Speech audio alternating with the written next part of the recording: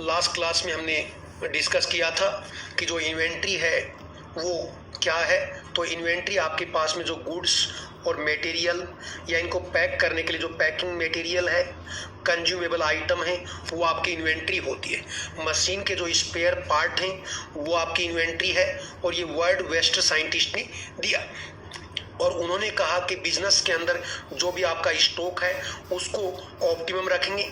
Optimum का मतलब ये है कि आपका स्टॉक न तो क्या है, नीदर एक्सेस, ना तो बहुत ज़्यादा हो, क्योंकि एक ही बार में ज़्यादा सामान आपने खरीद लिया तो वो आपके गोदाम में रखा रहेगा, और रखा रहेगा तो आपको पता है पड़ा पड़ा इसके खराब होने का, एक्सपायर होने का डर है, चोरी होने का डर है, और ये गोदाम के अंदर स्पेस घेरेगा, गोदाम का रेंट देना पड़ेगा या चौकीदार है उसको पैसा देना पड़ेगा।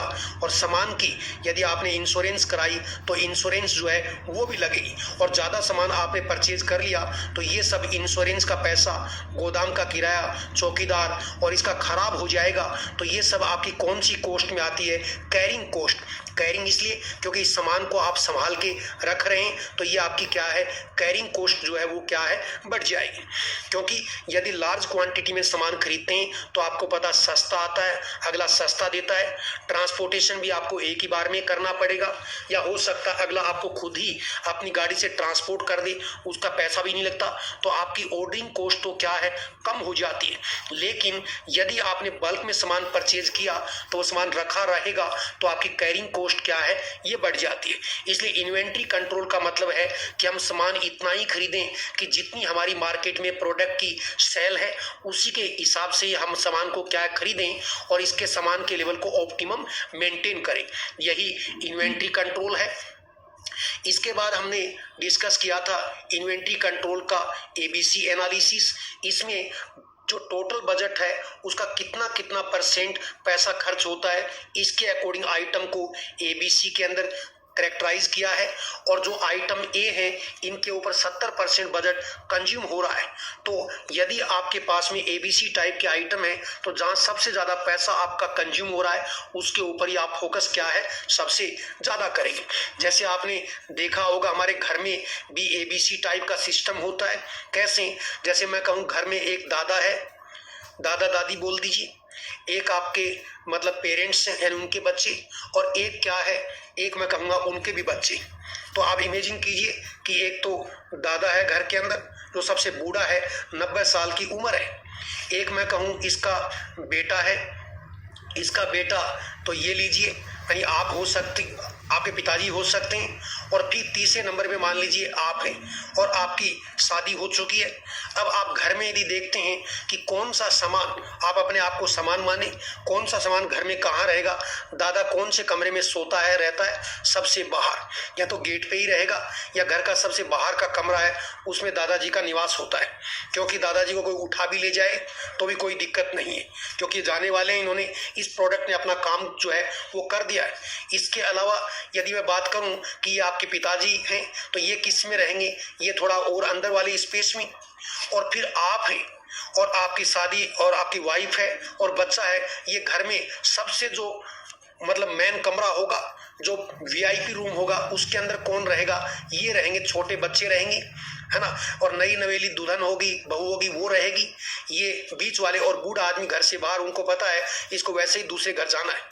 तो ये हमारे घर में भी हम क्या है, इन्वेंट्री कंट्रोल है एक तरह का, कि इस सामान की कोई चोरी हो जाए कोई टेंशन नहीं। लेकिन ये जो सामान है, जो छोटा बच्चा है ये बीमार हो जाता है, इसको कोई चोरी हो जाए, इसको हम अंदर रखते हैं, छुपा के रखते हैं, क्योंकि बाहर इसको सुबह कोई उठा ले जाए।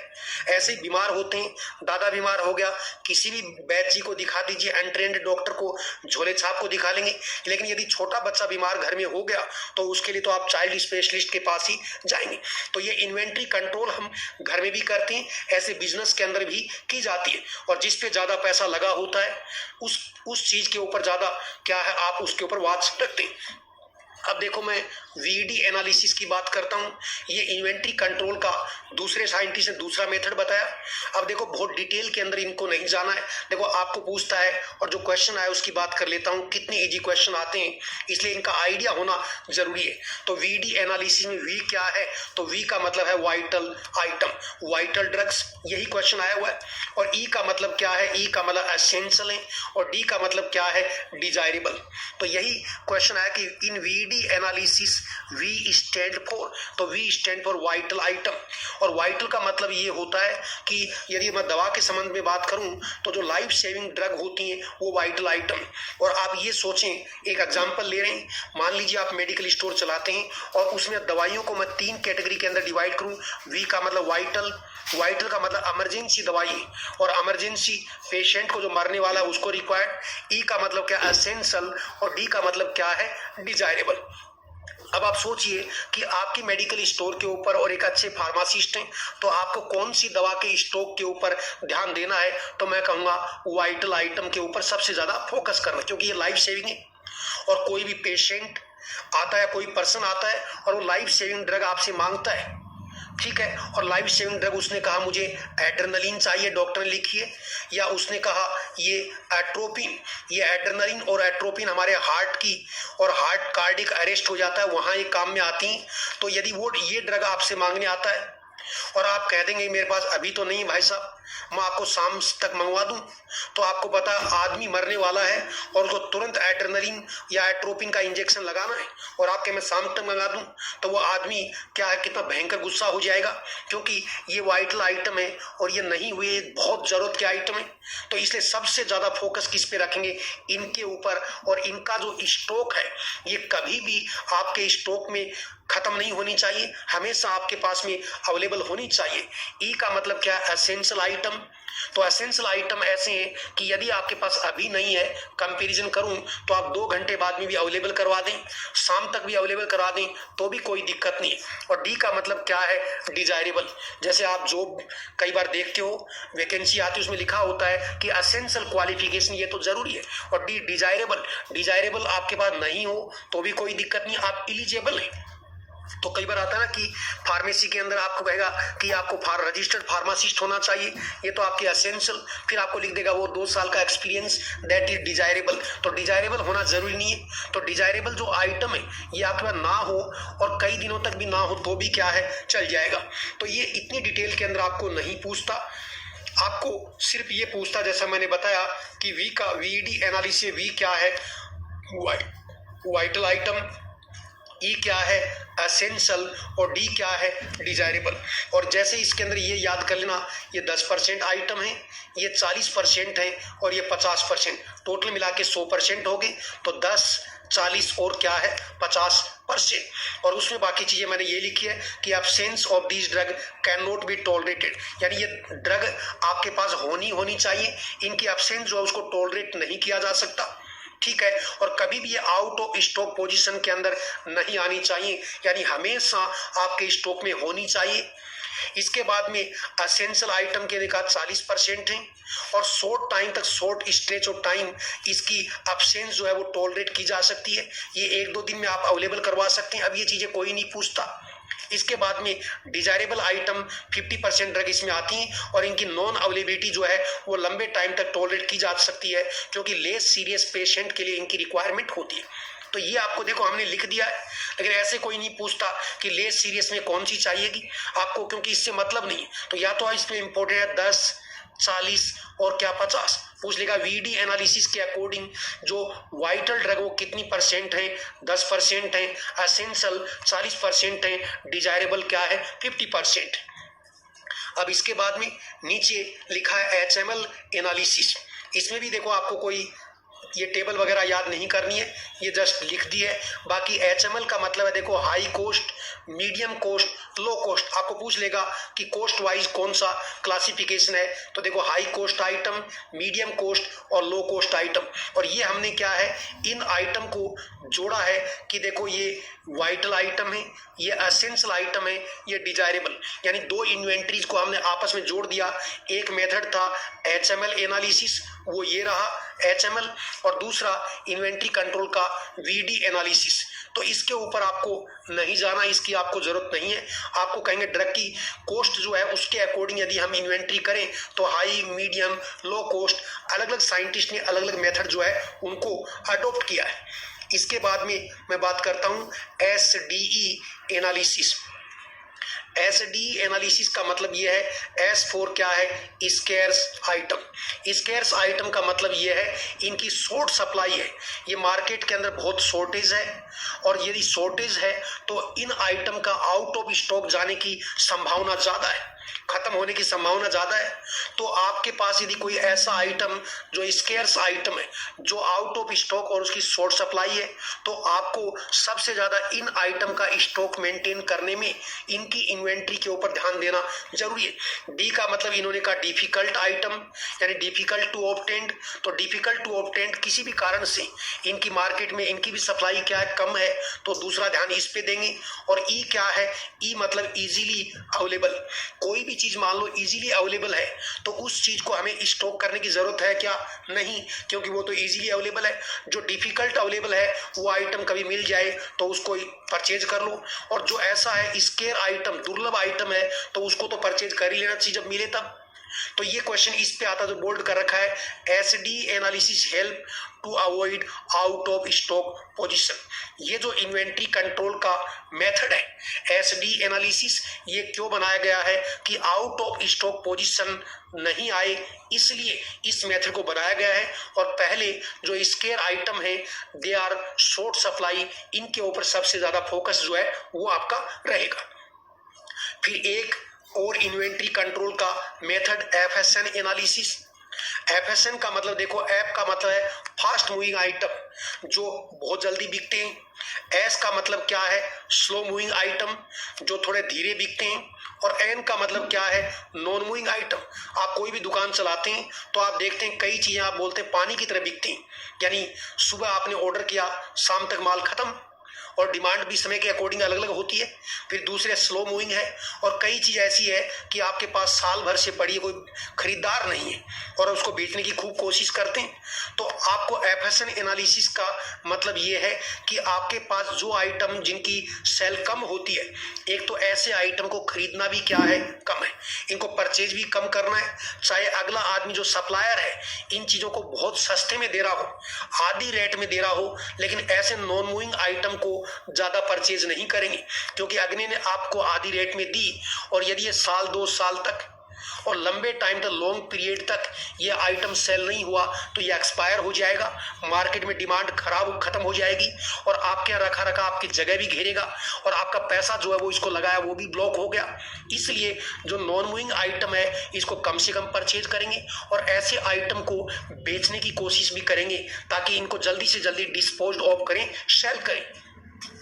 तो देखो, आपको ये नाम नहीं रखना, अगला FSN देगा तो fast moving, slow moving, non moving. और नॉन मूविंग आइटम कम से कम खरीदेंगे, और क्योंकि लंबे टाइम तक आपके पास रखे रहेंगे और इनके अंदर आपका स्पेस और पैसा दोनों कंज्यूम हो जाएंगे, और इसलिए। और दूसरा, ऐसे आइटम को पहचान करके, सच आइटम आर आइडेंटिफाइड, इनकी पहचान करेंगे और डिस्पोज ऑफ, इनको जल्दी से जल्दी डिस्काउंट पे भी और कैसे भी करके इसकी सेल अपन करना चाहेंगे।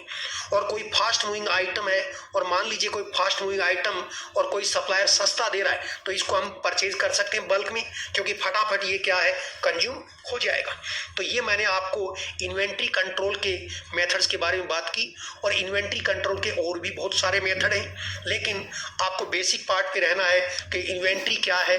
जो भी आपका स्टॉक है, चाहे वो दवाई का हो, चाहे कोई मिठाई और उसके रॉ मेटेरियल का हो, वो आपका स्टॉक जो है वो ऑप्टिमम लेवल पे होना चाहिए, ना तो ज्यादा हो ना कम हो। ये इन्वेंट्री है। जो आइटम आपके महंगे होते हैं उन पे ज्यादा फोकस होता है, जो आइटम आपको मार्केट में मुश्किल से मिलते हैं, स्केर्स आइटम, उनके ऊपर ज्यादा फोकस होता है। जो आइटम बिकते नहीं है इनको ज्यादा परचेज नहीं करना, क्योंकि लंबे टाइम तक आपके पास रखे रहेंगे, और हो सकता है आपके पास रखे रखे ही एक्सपायर हो जाएं और आपका पैसा जीरो हो गया। ऐसे अलग अलग साइंटिस्ट ने, अलग अलग लोगों ने अलग अलग तरीके के इन्वेंट्री कंट्रोल मेथड जो है वो बनाए। अब मैं बात करता हूं ऑर्डरिंग का।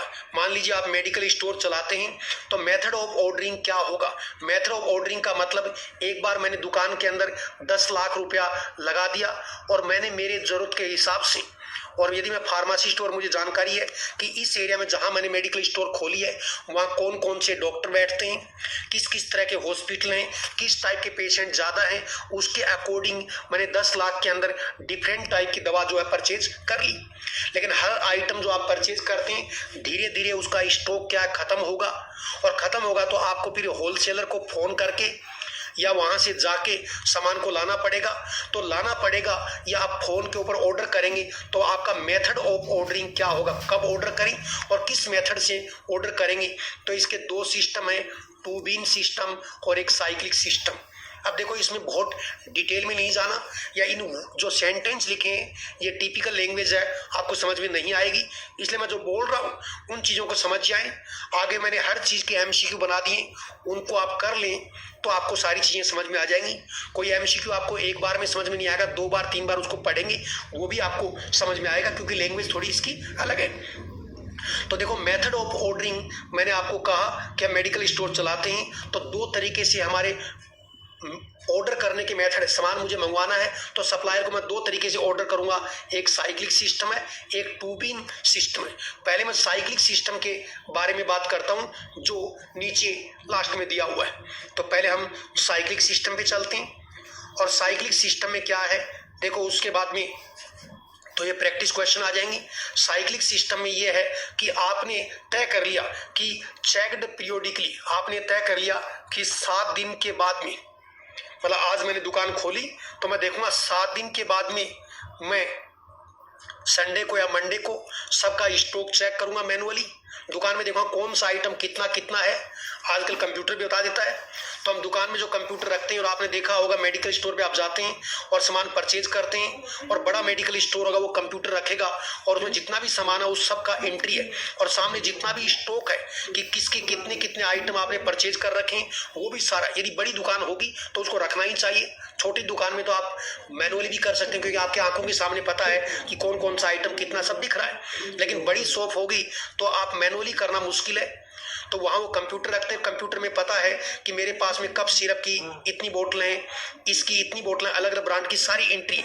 और जैसे ही कोई कस्टमर आता है तो कस्टमर बिल मांगे नहीं मांगे वो उसका प्रिंट देते हैं, ताकि कि वो स्टॉक में से वो माइनस हो जाए, और आपको दुकान में फिजिकली देखने की जरूरत नहीं है, आप कंप्यूटर में देख लें कि कौन कौन सा आइटम कितना है, और फिर आपको उसको ऑर्डर कर दें। तो साइक्लिक सिस्टम के अंदर यह है कि टाइम तय कर लें कि हर 7 दिन और 10 दिन के अंदर अपना स्टॉक चेक करेंगे, और जो आइटम आपको लग रहा है कि इस स्पीड से मार्केट में कंज्यूम होता है और ये आइटम कम हो गया है, तो हर 7 दिन में उसको ऑर्डर कर दें और वो आपके पास में आ जाए। तो ये तो आपका साइक्लिक सिस्टम है, सिर्फ समझने के लिए है, बाकी इसमें कोई पूछने जैसी कोई बात नहीं है। इसमें लिखा कि पीरियोडिकली आप अपने टाइमली आपने स्टॉक को चेक करेंगे, उसके बाद में क्या आप find out the consumption pattern, आपको पता मार्केट में इसका कंजप्शन किस स्पीड में हो रहा है, बैलेंस इन हैंड आपके पास कितना माल रखा हुआ है और हमें कितना इसका लेवल रखना है, तो उसके हिसाब से आप क्या है ऑर्डर कर देंगे। इसकी कोई विशेष इंपॉर्टेंस नहीं है। यानी साइक्लिक सिस्टम में क्या बताया, साइक्लिक सिस्टम में ये है कि आप सामान को एक 5 दिन 10 दिन के अंदर क्या है बैलेंस चेक करके स्टॉक में कितना माल है और उसको ऑर्डर कर देते हैं। अब मैं बात कर रहा हूं दूसरा सिस्टम जो है वो क्या है, टू बीन सिस्टम है। टू बीन सिस्टम, और टू बीन सिस्टम के अंदर ये यहां लिखा है, इसके अंदर आपको कोई लैंग्वेज जो दिखी है किसी को नहीं पढ़ना, आप सीधा काम की बात करते हैं। इसमें एक लेट टाइम होता है। अब आपको देखना लेट टाइम क्या है, 2 टाइप का है, एक इंटरनल लेट टाइम और एक क्या है एक्सटर्नल लेट टाइम। कोई लैंग्वेज आपको पढ़ने की जरूरत नहीं, मैं जो बोल रहा हूँ उससे चीज आपको समझ में आनी चाहिए। देखो इंटरनल लेट टाइम ये है कि जैसे मान लो मैंने कोई मेडिकल स्टोर खोल रखी है और एक बार मैं 10 लाख का सामान ले आया, अब मुझे जैसे ही दोबारा मेरा कोई सामान खत्म हो गया ऑर्डर करना है। अब आपको पता है एक ही सामान को सप्लाई करने वाले जो आपके होलसेलर हैं कई हैं, तो होलसेलर बहुत सारे होते हैं, और आप कौन से होलसेलर को से सामान मंगाइए आपकी मर्जी है।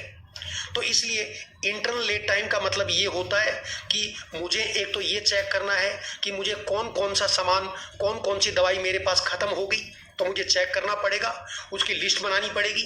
फिर मैं सोचूंगा कि यार इस होलसेलर को फ़ोन करूं, कि इसको करूं, कि इसको करूं। आपके मन में हुआ कि मैं इसको फ़ोन करता हूं, इससे आप बात करेंगे। फिर इससे क्या है, बात करने के बाद इससे नेगोशिएट करेंगे कि यार देखो तुम थोड़ी रेट ज़्यादा लगा रहे हो, ये दूसरे वाला जो होलसेलर है ये तो 10% कमीशन पे दे रहा है और आप तो कम से कम 12% तो दो। तो उससे इस तरह से आप नेगोशिएट करेंगे और अल्टीमेटली फिर आपने क्या है, मान लीजिए इसको ऑर्डर दे दिया, तो ये आपका इंटरनल लीड टाइम है। यानी आपको कोई सामान मंगवाना है तो आपको किससे मंगवाना है ये सोचना पड़ेगा, कौन कौन सा सामान कितनी कितनी क्वांटिटी मंगाना है ये सोचना पड़ेगा, और फिर उस आदमी को आप ऑर्डर देंगे, फोन पे दें, लेटर दें, जैसा भी। ये आपका इंटरनल लीड टाइम है। अब इसको रटना नहीं है। अब दूसरी बात आई कि कौन सा एक्सटर्नल लीड टाइम।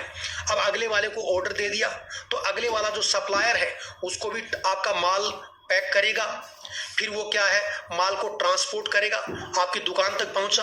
आने के बाद उस माल का इंस्पेक्शन करेंगे, चेक करेंगे कि जितना जितना सामान आपने मंगाया वही है क्या, कोई एक्सपायर्ड हो, खराब प्रोडक्ट, टूटा फूटा तो नहीं भेज दिया, तो उसका एग्जामिनेशन इंस्पेक्शन करेंगे।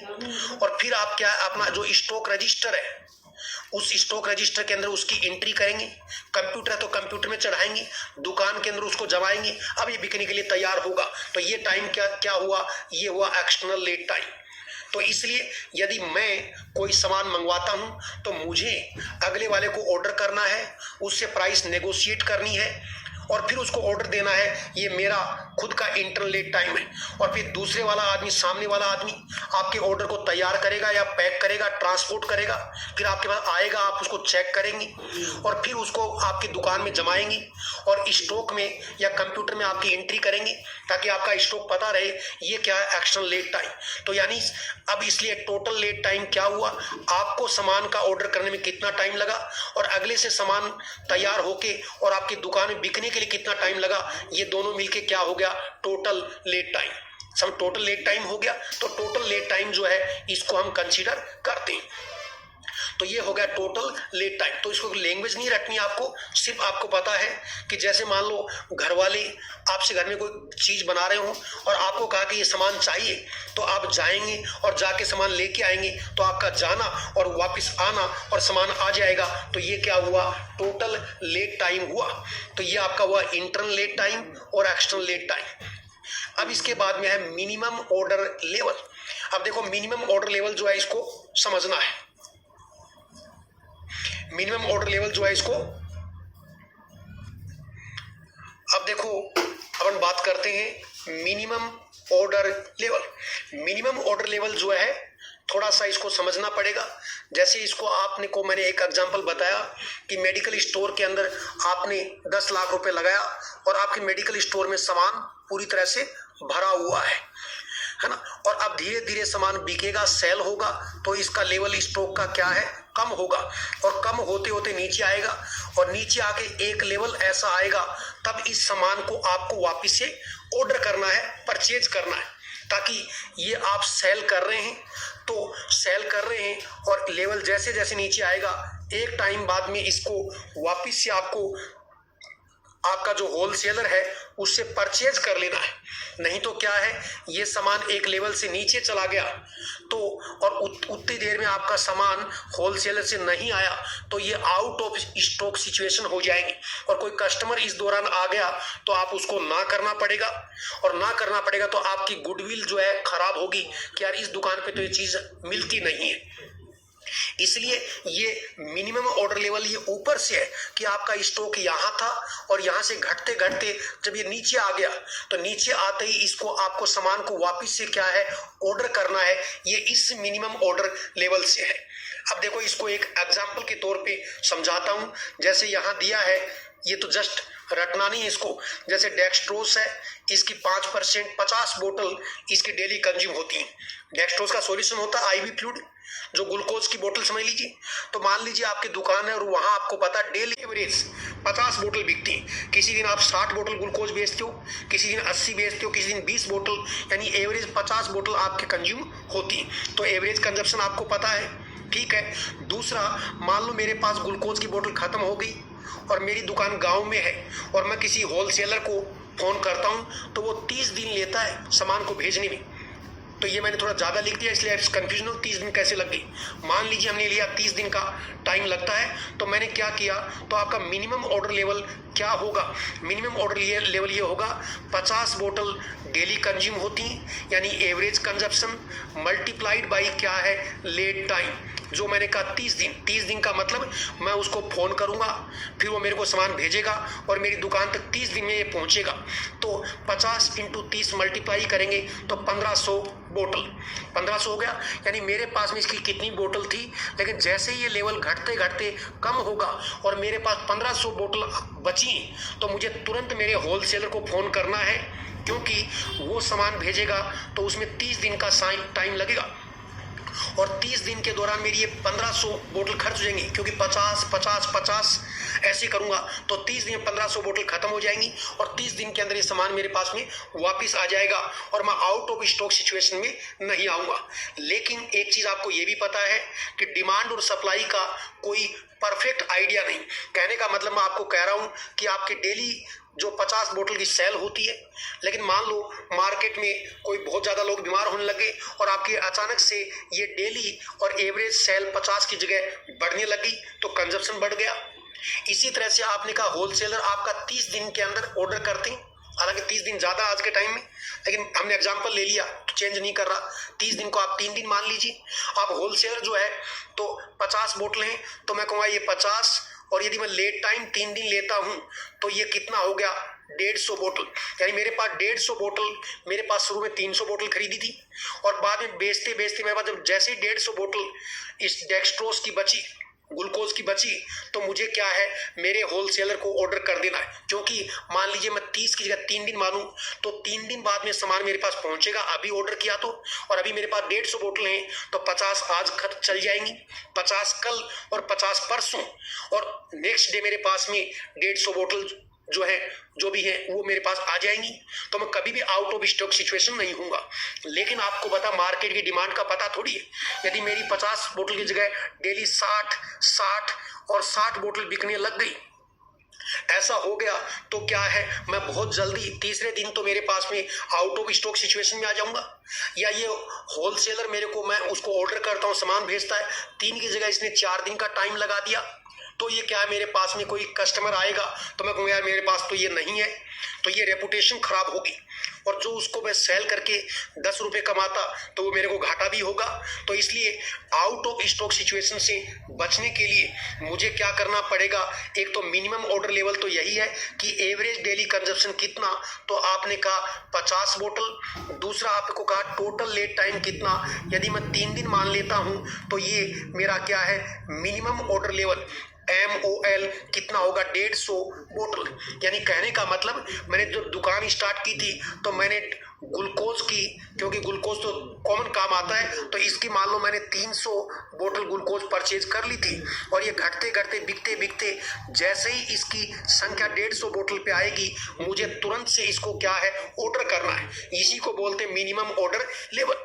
लेकिन मैंने आपको बताया कि डेली एवरेज कंजप्शन 50 बोतल का है, अचानक से ये कंजप्शन बढ़ गया, या मान लीजिए 3 की जगह सप्लायर ने 4 दिन का टाइम लगा दिया, तो ये 150 बोतल 3 दिन से पहले ही खर्च हो जाएंगी, कंज्यूम हो जाएंगी, सेल हो जाएंगी, और मैं आउट ऑफ स्टॉक सिचुएशन में आ जाऊंगा। इससे बचने के लिए मुझे क्या है, एक बफर स्टॉक जो है वो रखना पड़ेगा। और बफर स्टॉक क्या है, तो बफर स्टॉक ये है, देखो मैक्सिमम डेली कंजप्शन कितना है, एवरेज डेली कंजप्शन कितना है, और लेट टाइम कितना है। इसको एग्जांपल से समझना, और फिर लास्ट में एक एग्जांपल और दूंगा। तो मैंने कहा देखो मेरी जो ग्लूकोज की बोतल है, मैक्सिमम मैंने 80 बोतल एक दिन बेची हुई, किसी दिन बहुत लोग बीमार हुए, 80 बोतल बिकी, और एवरेज कंजप्शन मेरा कितना है, 50 बोतल का है, ये कर दिया। और अगला सप्लायर कितने दिन का टाइम लेता है, मेरे को उसको फोन करना और उसका ऑर्डर करना, सामान आने में 3 दिन का टाइम लगता है, तो ये टोटल लेट टाइम जो 3 दिन है, और ये आपका मैक्सिमम कंजप्शन, एवरेज कंजप्शन, तो इन दोनों का डिफरेंस कितना आ गया, 30 मल्टीप्लाइड बाई 3, तो ये कितना आ गया, इसको मल्टीप्लाई करूंगा, देखो इनका डिफरेंस 30 आ गया, ये 3, तो मल्टीप्लाई कितने आ गया, 90 बोटल्स। तो यानी कहने का मतलब ये है कि मेरा बफर स्टॉक क्या है, बफर स्टॉक में मेरे पास 90 बोतल्स और होनी चाहिए। कहने का मतलब मैंने 300 बोतल शुरू में परचेज की और जैसे ही 150 बोतल आते ही मुझे मिनिमम ऑर्डर लेवल है और मुझे उसको कॉल करके दोबारा से मेरे को बोतल मंगवानी है ग्लूकोज की। लेकिन मैंने कहा कि इस दौरान मार्केट कंजप्शन बढ़ गया तो मैं आउट ऑफ स्टॉक सिचुएशन आ जाऊंगा। इसलिए ऐसा ना हो तो मुझे क्या करना है, एक बफर स्टॉक भी रखना होगा। और बफर स्टॉक कितनी बोतल का हुआ, मैंने कहा डेली कंजप्शन 80, एवरेज 50, 3, तो ये कितना, तो ये 90, तो ये आपका बफर स्टॉक कितना है, 90 बोतल। तो इसलिए मैं कहूंगा अब मेरे को कब उसको फोन करना है, 150 बोतल तो देखो मेरा मिनिमम ऑर्डर लेवल और 90 बोतल ये यानी बफर स्टॉक जोड़ दिया इक्वल टू जितना भी आपका टोटल आता है 0 और ये 240। जैसे ही मैंने 300 बोतल खरीदी शुरुआत में और जैसे ही 240 बोतल मेरे पास बचते ही मुझे तुरंत मेरे होलसेलर को फोन करना है कि भी मेरे को 300 बोतल जो है ग्लूकोज की और भेजो, ताकि क्या है मैं कभी भी आउट ऑफ स्टॉक सिचुएशन के अंदर नहीं आऊं। इसको मैं देखो दूसरे तरीके से समझाऊंगा, लेकिन पहले आप इसको ये फॉर्मूला जो मैंने कहा देखो, री ऑर्डर लेवल मुझे दोबारा से ऑर्डर कब करना है, तो देखो मैंने कहा reorder level equal to, ये इक्वल का साइन है बीच में, equal to minimum order level. तो मिनिमम ऑर्डर लेवल अभी मैंने कितना कहा था, 150 बोतल प्लस आपका बफर स्टॉक कितना था 90 और इक्वल टू ये किया आपने 0 और 9, 5, 14, 1 लगे सल 240, यानी 240 बोतल होती तो मेरा क्या है री ऑर्डर लेवल कितना है, 240 बोतल आते ही, क्योंकि 300 से जैसे ही 240 बोतल पे आएंगे मुझे तुरंत से उस सप्लायर को फोन करना है। तो ये मेरा मिनिमम ऑर्डर लेवल है, 90 मेरा क्या है बफर स्टॉक है, और ऐसा हुआ तो मैं कभी भी आउट ऑफ स्टॉक सिचुएशन के अंदर नहीं आऊंगा। इसको आप थोड़ा सा यूं समझ सकते हैं कि मान लीजिए हमारे घर में, और घर में ऐसा होता है कि मान लीजिए आपने किसी को मेहमान बुलाया या घर में जितने भी मेंबर हैं और आपको पता है सब घर में 3-3 चपाती खाते हैं, तो आपको पता है घर में जितने मेंबर हैं और एक आदमी 3 रोटी खाता है, तो इसके हिसाब से घर में 10 मेंबर हैं, तो आपको ये है कि चलो आज 30 रोटी जो है ये आपको चाहिए, इसकी रिक्वायरमेंट है। तो जो भी खाना बनाता है उसको 30 रोटी बनानी है। लेकिन यदि उसने सिर्फ एग्जैक्टली 30 रोटी बनाई तो यहाँ 2 सिचुएशन हो सकती हैं, या तो ये जो आपके घर के जितने भी मेंबर हैं 10 लोग और एक आदमी 3 रोटी खाता है एवरेज, तो यदि किसी का फास्ट है, किसी की आज तबीयत खराब है, कोई बाहर से खाना खा के आ गया, किसी का खाना खाने का मन नहीं है और खाना कम खाएगा, तो 30 में से पता लगेगा 2 रोटी बच गई, तो ये आपको जो है देनी पड़ेगी गाय भैंस को, जिसको भी, है ना। और या कई बार ऐसा हो सकता है कि ये तो 10 लोग हैं, किसी को जोरदार भूख लगी हुई है, खेत में काम करके आए, तो इसने 3 की जगह यदि 4 या 5 रोटी खा गया, तो ऐसे केस में तो आपने तो 30 ही बनाई, और 30 बनाई तो आप जब ये खाना खा रहे तो आप क्या कहेंगे, और रोटी नहीं है, ऐसा थोड़ी कहेंगे कि और रोटी नहीं है, तो आदमी भूखा रहेगा। इसलिए ऐसे केस में हम क्या करते हैं, 30 चपाती तो हम बनाएंगे, क्योंकि हमें पता कि 10 लोग हैं और 3 चपाती एवरेज 30 चपाती वो खाते हैं, तो 30 तो आप बनाएंगे ही। इसके अलावा क्या करेंगे, इसके अलावा 4-5 चपाती आप एक्स्ट्रा बना के रखेंगे कि यदि इनमें से कोई भी आदमी ज्यादा खाना भी खाता है और खाने की डिमांड बढ़ जाती है, कोई इनके साथ में मान लो कई बार बिन बुलाए मेहमान अचानक से कोई भी गेस्ट आ गया, तो आपने यदि एक्स्ट्रा सब्जी और खाना बनाया तो ये आपका क्या है बफर स्टॉक है, और इसकी वजह से आप कभी भी क्या है आउट ऑफ स्टॉक सिचुएशन जो है नहीं जाएंगे, खाना दोबारा से बनाने की नौबत जो है वो नहीं आएगी। इसीलिए हमने कहा कि मिनिमम ऑर्डर लेवल कैसे काउंट होगा कि daily average consumption multiplied by total lead time, आपको ऑर्डर करना और ऑर्डर आप तक पहुंचना ये लेट टाइम होता है।